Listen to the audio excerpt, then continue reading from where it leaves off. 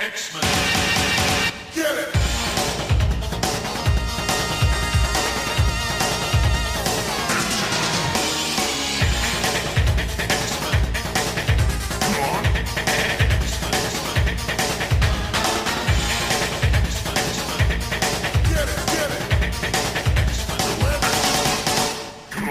Hey everyone, and welcome to another exciting episode of Battle of the Atom.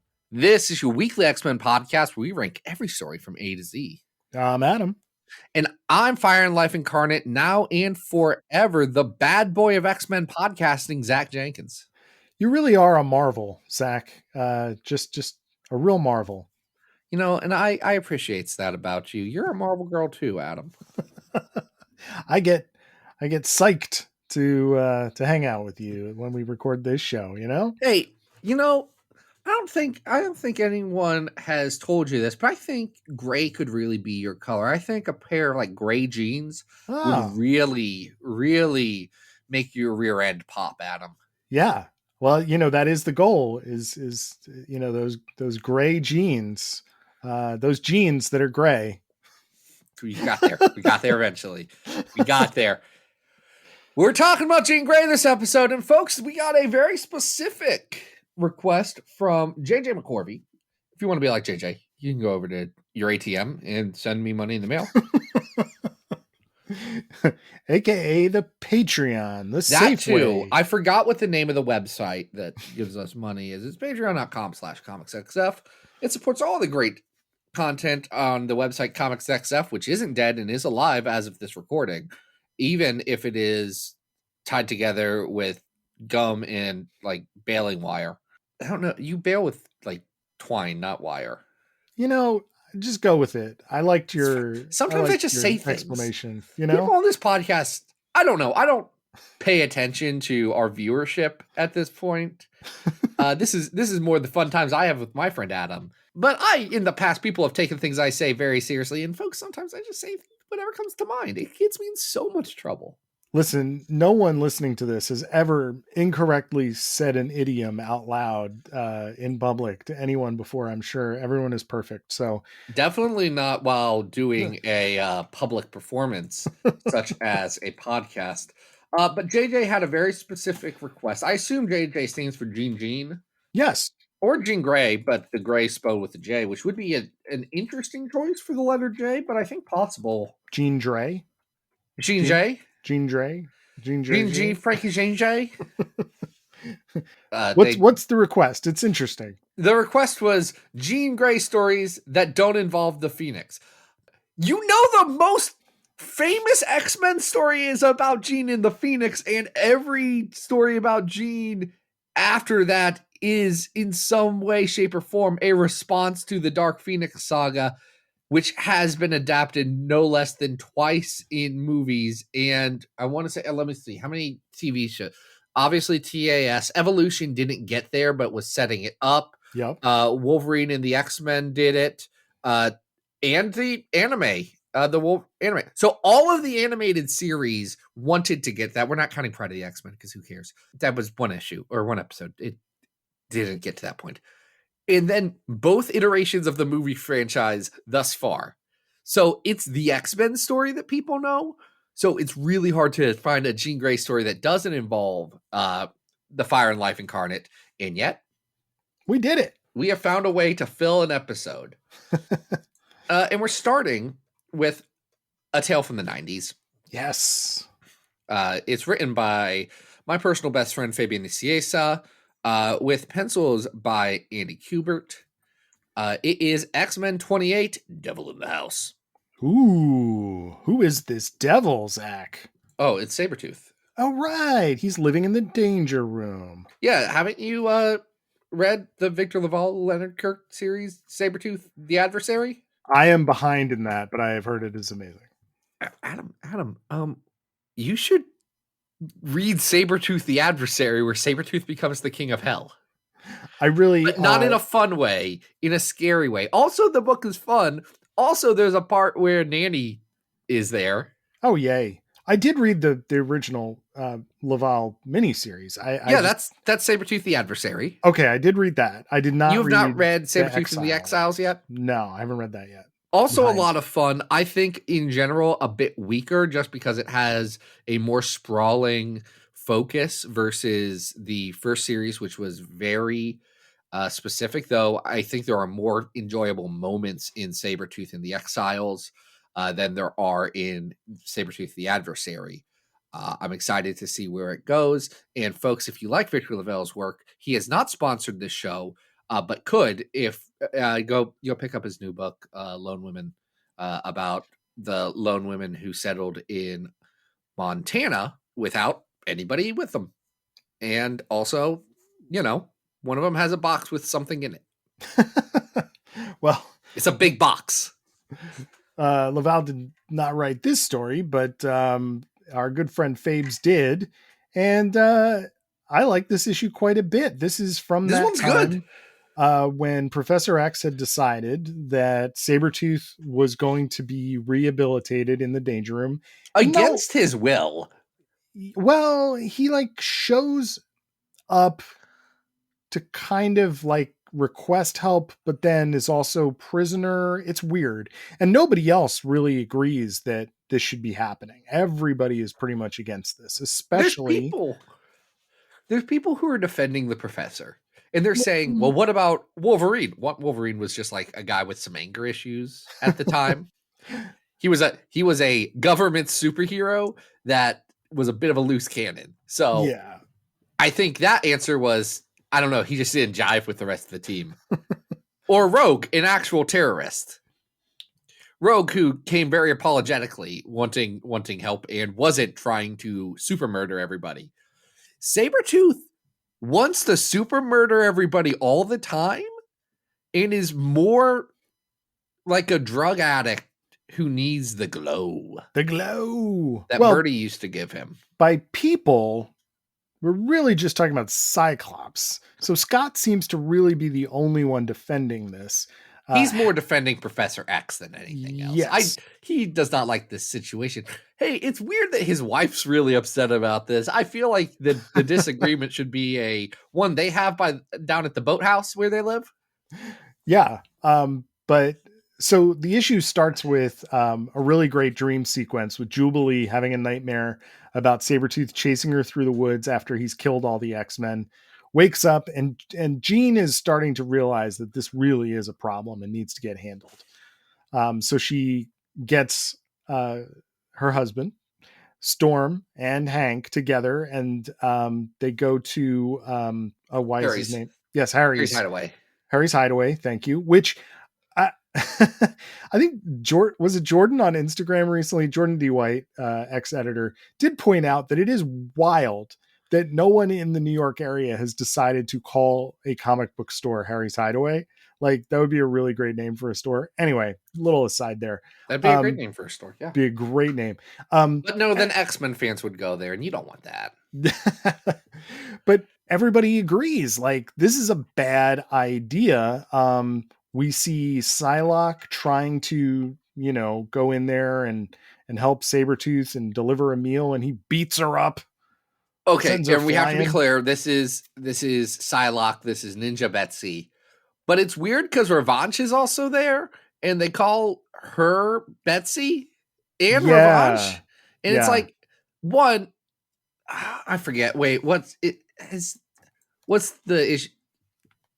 Has this gone through the whole retcon stuff yet? I think that's right after this. It has, because... because that's right before the wedding. Right, and Revanche has the legacy virus.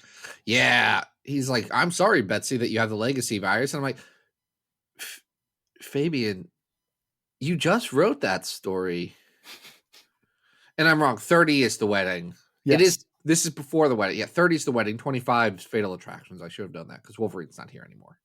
Yeah, so people are also starting to wonder about Professor X and whether he's making good decisions. Is he getting a little bit... Great question. No, he's not. Right. That's not his MO.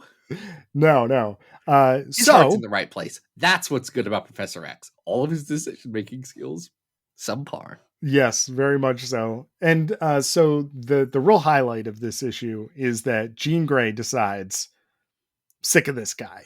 I'm going downstairs. I'm going to show him what's what.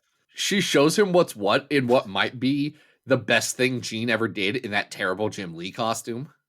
It's great. She's fantastic. You're a firecracker, Creed, and I am an atom bomb.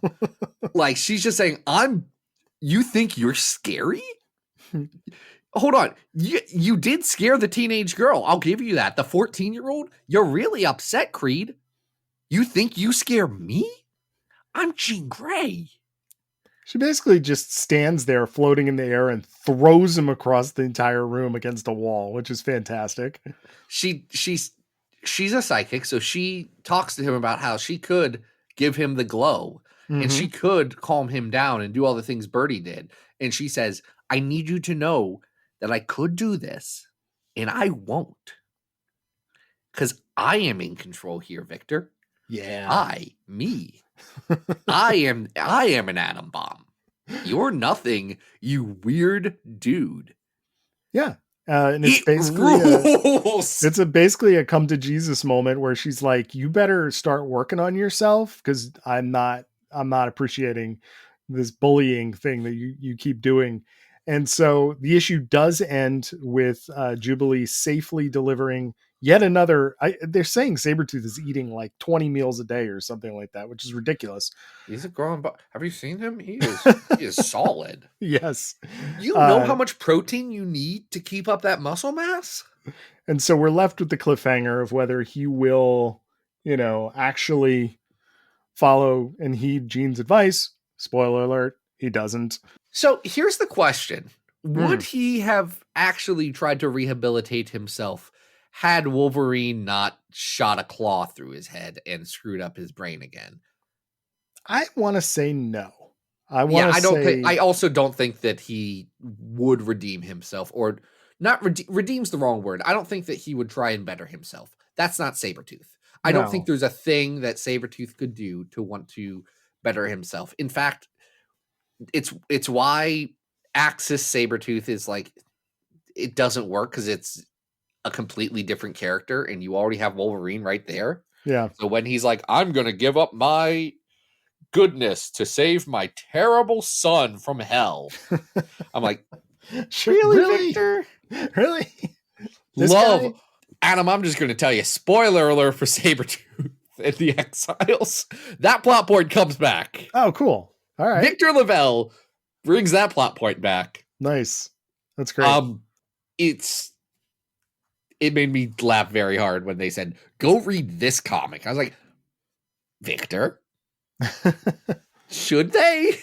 Well, everybody in the X office right now loves a good callback. Now, yeah. I think it's worth talking. We've been mentioning the story, but Andy Kubert's artwork here, this is really like prime time for Andy on this book. He is the standout new star artist of X-Men after Jim Lee, and killing it, doing a great job. He does some weird things with eyes that I always find a little bit distracting, but there is just this style that is just, this is the era of the book, and he really does encapsulate it. It's really great. He does a great Sabretooth. Andy's so freaking good on this book. Like, it's annoying how good it is. There are so many good artists. Like, I'm not saying that today's artists are bad by any means. There's plenty of talent in the room, but you don't generally in books get the all-stars on something like a standard monthly. Like, they're now reserved for the big events. So you get great art, but then a story that sucks mostly. And I'm like, no, I would love to see just an all-star run. Like we got with Pepe on X-Men. Sure. Yeah. See somebody kind of cutting loose. I also think that, to my earlier comment about, weird stuff that he does with his eyes, we're in a moment, I don't really want to make this like a referendum on like current art, but we're in a moment of house style where everything does sort of need to still be very realistic, right?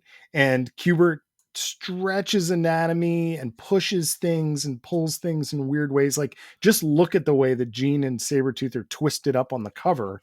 And And if you stare at the figures too long, you're like, oh, that's not perfect. But you're not supposed to. You're supposed to see the cover, get drawn in, be like, yes, I want to know what's happening behind this thing. exactly. So, there's a fine line there, right? Like, there's a fine line between kind of just going so far away from anatomy that things just look terrible. And he pushes that in interesting ways. And I think it works really well. So I enjoy this one quite a bit. I do too. I think this is what the kids call a pretty good one. Is that what the kids are saying these days? I've talked to the kids. Hmm. I talked to the kids, and they are saying that these days. Okay, well, we have quite a few pretty good ones and some pretty bad ones as well on our big old list. That's the thing about our big old list, and thank you for bringing it up, Adam. It's so of course, important. it's what all the kids are talking about. All the kids, they're talking about their Victor Lavelle novels, and they're talking about the list. The big old list. The big old list. It's got 765 X-Men stories, ranked from best to worst. The best being a story about the Dominion, the House of X, and the Powers of 10. The 100th best being a story that's not about the Dominion, Ultimate X-Men World Tour. Then Morph, the Morph one-shot from Bendis Uncanny, Glob Loves Man Kills, Uncanny X-Men 326, which is Gambit versus Sabretooth, Iceman Volume 3, numbers 1 through 3, Thawing Out, Excalibur 31, that's with the Son of Krakoa, Spider-Man and X-Factor Shadow Games. We're going by hundreds here, so we're down to 700. And 765 is the worst X-Men story that's ever existed. Folks, it's 2099 World of Tomorrow. And if you missed last episode, please go back and listen to us crown the new worst story. It was a lot of fun. It was upsetting. It really was. But it happened. And spoiler alert to those who are not with us this evening, we're recording those two episodes back to back. This episode and the last episode back to back. So I did get a snack between. So yes. I'm feeling great. I had a cracker. At 400 right now, Adam, is a similar story. It's the Gambit versus Sabretooth story from Uncanny. Oh, this is much better than that. I also think that this is much better than that. This is much better than The Nature of Evil. Is it better than Glob Loves Man Kills? Kinda. I would say so. Yes. There we go. Is it better than at 206 is the Omega Red arc from Jim Lee? That's a tough one. I mean, as we noted when we ranked it, it is like classic artistically, but it is also kind of a mess in its story beats, right? Where I think this one threads the needle better. Yeah, I think this is much better written than that. So I want to say we're in the 100s. I think this is better than well, hold on a sec. At 200, this is better than the 200 we have. That Morph one shot. The Morph issue from Uncanny Volume 3. This is better than Cable number 1, Cable -1. Yeah, I'm keep moving up here. You have Blood and Metal highlighted. That's pretty solid.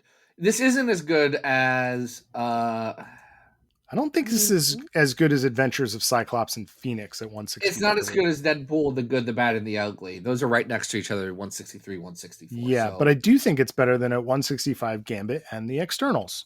Hey, look at that. We just solved our problem. That's a great spot and probably the highest ranking story an issue has had in quite some time on this show. I mean, look. We go through some fits and spurts on this podcast of good stuff and bad stuff. And you know what? I'm going to be kind of honest, Adam. Yeah. We've covered a lot of the good stuff, and there's a lot more bad stuff than good stuff. You know, you just mentioned, though, I immediately started to try and find X-Men 30, the Jean and Scott wedding. We've never covered that. It's so interesting. The wedding? No, we've never covered the wedding. That's a fairly important X-Men. How have we not had? Oh, because we've had several things about Kitty's weddings that didn't happen. Right. But never. We have covered Scott's first wedding. Yes. We'll figure out it. If folks, do you want us to cover the wedding, put your money where your mouth is. Patreon.com/comicsxf. Let's go. You have the power. That's right. But we have some other Jean that isn't the Phoenix stories. Where are we going next? We're going to X-Men First Class. Volume 2. Ooh. This is Jeff Parker and Roger Swipes Cruz. It is from 2007. Eric Wynn does the cover. Are you much of a First Class guy? We've read a little bit of it. There's people who really like First Class. Yeah, I mean, okay, so First Class is set, in the Silver Age. So we have our characters, except it's a little bit more of a modern take, and the characters have, different costumes. They're not stuck in the Silver Age costumes. But it's, it's kind of like early days, right? Absolutely, absolutely. And one of the features of the early days of X-Men is that Jean Grey has no personality. Right. She's the girl. She's the girl, and Jeff Parker does challenge that in this and says, well, I want to write about the girl and the girl power in this. So it starts, and she's annoyed and talking to Professor X, and ends up, he says, hey, you should probably have literally one woman in your life. That is the thrust of the issue. The issue begins with Jean trying to telepathically or telekinetically figure out how to fly, and ends up in a tree. And of course, all the boys are like not able to leave her alone for a hot second. Professor X kind of chides them and are like, have you ever thought for just 1 second that she is the only girl amongst us? I believe he used the word female. A thing that I have to assume all of the guys who are constantly horny for Jean Grey, in fact, yes, they're quite aware.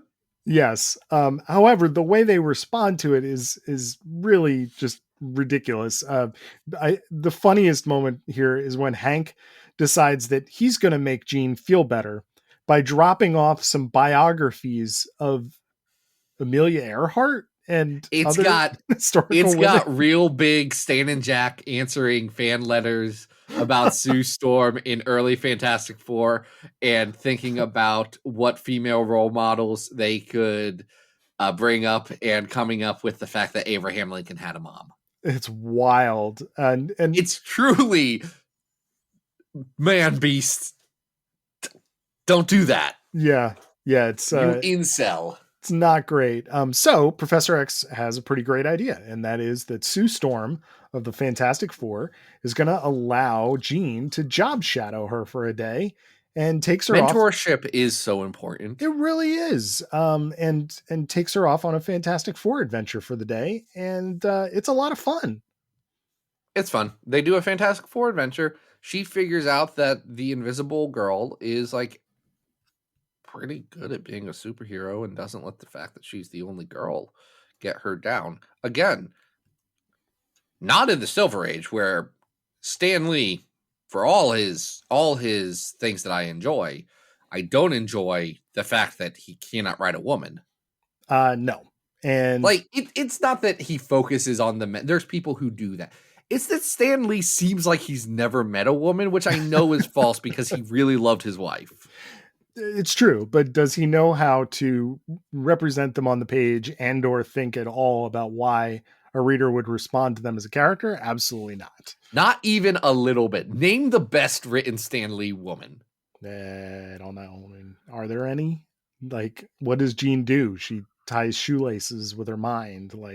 It's Gwen Stacy and Mary Jane. It's Gwen and Mary Jane. Yeah, actually, no, it's just Mary Jane. Mary Jane's a better written character than Gwen Stacy. Yeah. There, it's MJ. And even then, MJ's not she gets more pathos later. Though it is MJ. And again, the fact that we had to think for a bit, it's tough. Yeah. Also very specific. She's not the protagonist. She is the romance character. That's right. I was going to point nothing that out. wrong with romance stories. No. But Stan Lee very much knew how to write.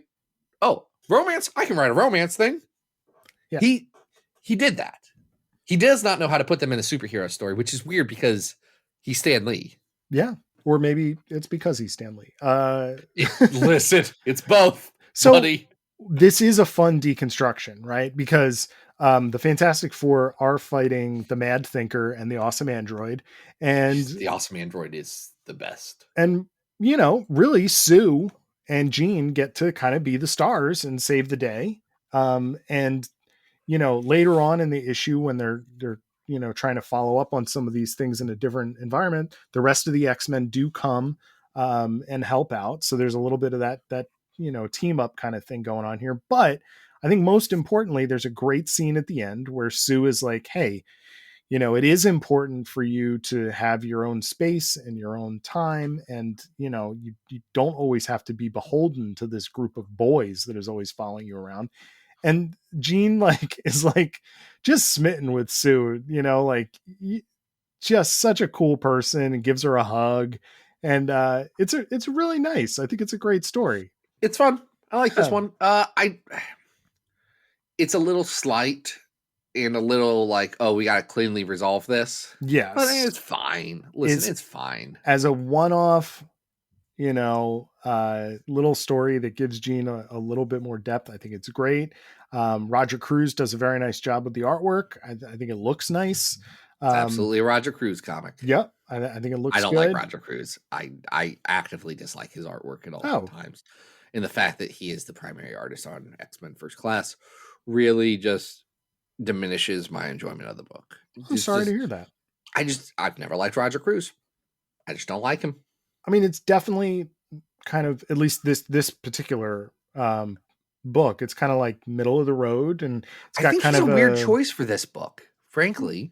I think they're going for kind of like a cartoony, kind of animated almost look to the storytelling, which, you know, doesn't necessarily fit the Silver Age vibe, but I kind of get why they did it. I can see it both ways. Like, I understand why they made the choice, but I feel like listen, I feel like if you're going to be riffing off some Jack Kirby comics, maybe get some art that riffs off some Jack Kirby art. Yeah, like, but I mean, do you really want this thing looking like a Tom Scioli comic? Like, I don't know. Yes. Wow. Okay. Adam, don't say cool things that I can't have. But would you want this particular story about Jean and Sue drawn that way? Yes. I don't know. Yes. Okay. You're saying things and I don't understand why you're saying them as negatives. That sounds great. Adam. I would like to note that this is a male writer, it's a male artist, and you know, for all of its intentions, I do think it would be nice for there to been a female hand in creating this particular story. But I do too. I would say that is a Marvel issue, not a Jeff Parker issue. No, I agree with you 100%. It's the kind of issue that like Marvel would put out in 1999, a couple years later, a book called Marvel Divas that was pitched as a Sex and the City homage for the Marvel universe, and it was written by Roberto Aguirre Sacasta, which is great. Choices. I've not read Marvel Divas. It's just, listen, I don't want to read it. Fair. But when you're doing this is the Marvel Girls book, if Marvel was good at hiring women, that'd be one thing. But especially at the time, they weren't. No. And that really, like, it's still nowhere near where it needs to be, but that really didn't change as a like corporate, oh no, we have to fix this, until like 2011-ish, when they canceled the X-23 book by Marjorie Liu and then realized they didn't have any books coming out starring a female character. Mm-hmm. And they were like, that's a bad look. Yep. And Axel Alonso had his faults. Axel Alonso did try and push for more diverse representation within the creators of Marvel, which is, in my opinion, vastly more important than any representation on the page, because I'd rather have real people be impacted by things. But that's me talking about representation as a cis straight white dude, and who really wants to hear about that? Should we rank this X-Men comic, which I assume people do want to hear about? Yeah, I enjoyed this. You know, So fun. taking it for what it is, I think it's fun. And I don't think it's nearly as good as what we were just talking about with X-Men 28, unfortunately. At 219 is X-Men First Class number 11, The Continuiteens, which is a better story than this. Oh, much better. And, that has that whole meta quality to it that is just really raises that above and beyond. So we then jump down to 527, Uncanny X-Men First Class, The Curse of the Kraylich. We're between those two stories. Yeah. Want to say we're probably in, I'm looking at like the 400 400s. right now is 400 is What Happened to Cassidy Keep from Generation X. Mm-hmm. That's better than this. Deadpool Volume 2 is better than this, I think. Yeah, I would agree. I keep working my way down. Saga of Crystar, the Crystal Warrior, number 6, is better than this. Yes, I would agree. I think this might be better than the first 4 issues of Generation Hope at 456, though. Sure. Yeah. You know what? Girl School from Hex better than this, and Mutant X 1 through 3 is better than this. I would agree. Actually, Mutant X sucks. This is better than Mutant X. This is okay. I'm sorry, I'm still riding that like John Francis Moore X-Men 2099 high. So yes, let's put this in as our 455 X-Men First Class Volume 2, number 1, The Job Shadow. I'm going to say this. People who think that, oh, look at this fun Mutant X book. That's so crazy. They should have that same energy for X-Men 2099. Because it's better. A book that's like, listen, does 2099 have its issues? Yes. It's way better. 2099 has all of the fun of that. It just doesn't have Madeline Pryor. Yeah. Yeah. And that's fine. So we got one more for you, folks. And this is also sort of in the First Class Silver Age world. This came out as a tie-in to the movie X-Men First Class. No relation to the book, except for they did keep it roughly in the First Class. They put Jean in the First Class costume. Yes. That's what they did. Yeah. So this is Marvel Girl number 1, just a one-shot written by Joshua Hale Fialkov and penciled and inked by Nuno Platti. Also colors by Nuno Platti. They were doing a handful of these. There's a Cyclops one for sure. Mm-hmm. I think there's an Angel one. I believe the other one is Angel and Iceman, but I don't think they did a Beast one, did they? And we're better for it. I'm kidding. I love Beast. Oh my God. Love him. The thing about Beast is that he did have a mecha made out of his secret headquarters. Yeah, his secret headquarters from X-Force right now. It's very good. It's an island mecha with a skull, and it has Wolverine claws made of Wolverines. Jesus. If listeners to our show are not keeping up with Wolverine, you really have to, because it is so good. It is so good. I want to jump back to one thing we said really quick about Marvel and hiring the right people for certain things, especially with their inconsistency in hiring women, especially at this timeline. 2010, there was a 2-issue series called Women of Marvel. Okay. G. Willow Wilson definitely wrote one of the shorts in that. Okay. And so did, you know what? On the second one, they at least 3 out of 4 are women who write it. But it does have a terrible, truly upsettingly bad Greg Land cover. Oof. And most of the rest and all the writers in the first issue are dudes. Ugh. Which, like, come on, y'all, make an effort.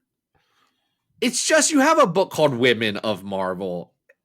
This is a pet peeve of mine as well. Recently, Marvel has been celebrating. Well, I mean, by the time this comes out, this has already happened, but they've been celebrating Women's History Month with characters, quotes from characters, like female characters. But of course, those characters were written by men, and that quote is not from a woman. It is not from a female human being. Drives me nuts. I do love how everyone now knows how feminist you and I are, and that's really what's important here. I am not being performative. I have a legitimate gripe. It's so stupid. See, ladies, hear that? Adam's a feminist. So, you can just remember that when the time comes that Adam does care. He's an ally here. It is not a secret that I'm keeping from everybody. This book, Marvel Girl, it's not good. Is that a secret you're keeping from everybody? No, because folks, this tries to retcon the Annie story, and Annie Richardson, the girl that got hit by a car, that Jean Grey then felt her die inside her head, and that made Jean Grey upset. Yeah, and listeners who listen every episode will know that just a couple episodes ago we did talk about the first time that this story happened on page in Bizarre Adventures 27. Truly a bizarre adventure it was. Truly, an underwater marriage story with a Tuma. This posits a scenario where Jean may have been responsible for Annie's death because she let Annie walk home by herself from the shopping mall? What? So there's two things about this. One, the only person responsible for Annie Richardson's death is the person behind the wheel of the car. And even then, it may have just been a truly unfortunate accident and a combination of things. Very true. Two, Annie Richardson's fictional, so no one's really to blame for her death except for Chris Claremont, and he's not really to blame because, again, she's fictional, so no one died. Three, Jean, if you're like 7 years old, you're good, actually. But your friend shouldn't be walking home from the mall by herself anyway. That's on her parents. So 14? Depends on how close that mall is. 7? I have a 7-year-old. You do. I don't let him walk far at all. I do not trust him. I don't trust him to be in a shopping mall by himself. And I say all this to say, normally I wouldn't care, except for the book. He's kind of trying to make you feel a little bit like Jean should be to blame. And I'm like, that's a weird energy to be bringing into this comic. It's a bizarre thing because the issue begins with the team in the danger room, Silver Age team, and the boys are fighting over her. As they're wont to do. She stands up for herself. She uses her TK and basically is like, everybody beat it. Everybody get away from me. And for doing this, she is chastised and lectured to about... She is given the hysterical woman treatment. She is told by Xavier to keep a lid on it. Right? Like, calm down. Jean, don't let your I know you're a woman. I know you're more emotional than the rest of us.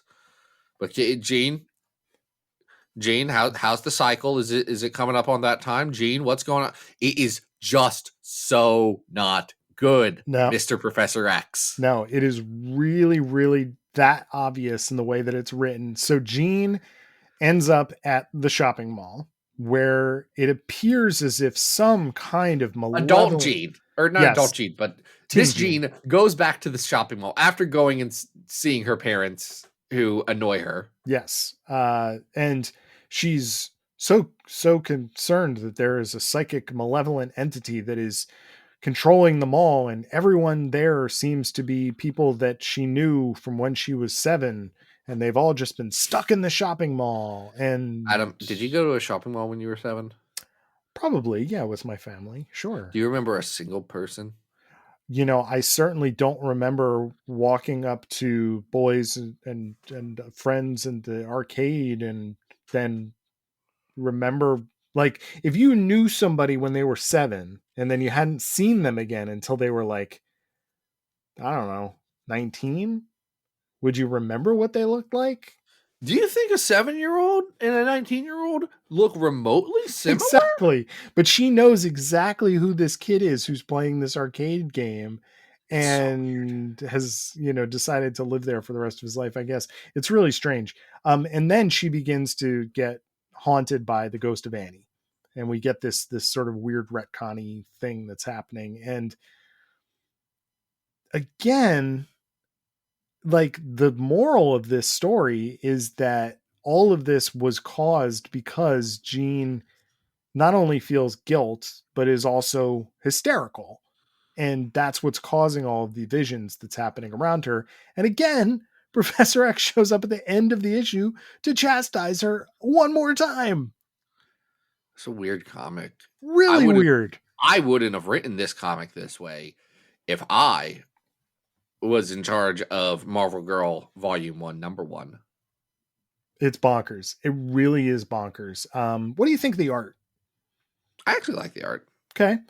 Yeah. Pilates art. I think it's not exactly what I want, but I think it's pretty good. I think the coloring is really interesting. He's doing his own coloring, and there's a lot of these sort of TK pink overlay effects that he's doing, and it looks really neat, I think, just in general. It's not like the best art in the world, but the writing on this is abysmal. It's really bad, actually. Yeah, it really is. And this character deserves better, and he deserves better. Let's be clear. This is not even like, a major character, but it is one that's shaped the evolution of Jean Grey. And weird how many things have brought up the Annie Richardson story. Yeah. And just like there's a big difference between two kids playing in the front yard, and one runs in the street to get like a ball or a frisbee or something and gets hit by a car. And this scenario, which is like chaperoneless children, elementary school children. Honestly, this is Annie's parents' fault. If anyone's to blame. It's so wild. Like, why are they there? Why are they alone? It's so weird. This is weird. Yeah. There's a lot of weird X-Men one-shots out there. They did. For a while, they would do like rounds of one-shots about the X-Men because none of them can actually sustain a series. Mm-hmm. And this is one of them. Is this better or worse than X-Men versus the Brood? I think it's worse. Is this better or worse than Iceman Icons? It's worse. It is worse. Is this better or worse than the Frankenstein issue of X-Men? Ooh. Recently, you may not know this, Adam, recently had a sequel comic written about it. Wait, really?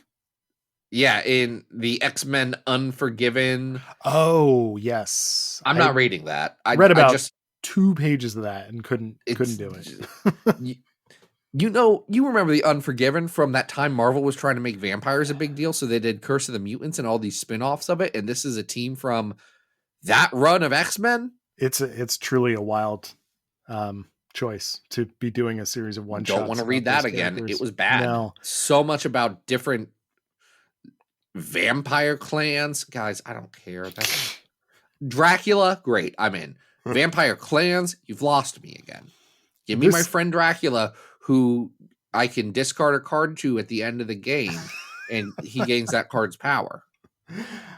Speaking of Mutant X, at 695, we have the Goblin Force arc of Mutant X, and honestly, I think I'd rather read that again. This is better than X-Men and the Micronauts. Which is at 697. Yeah, okay. I'll give it that. It is, and it's better than 701 X-Women.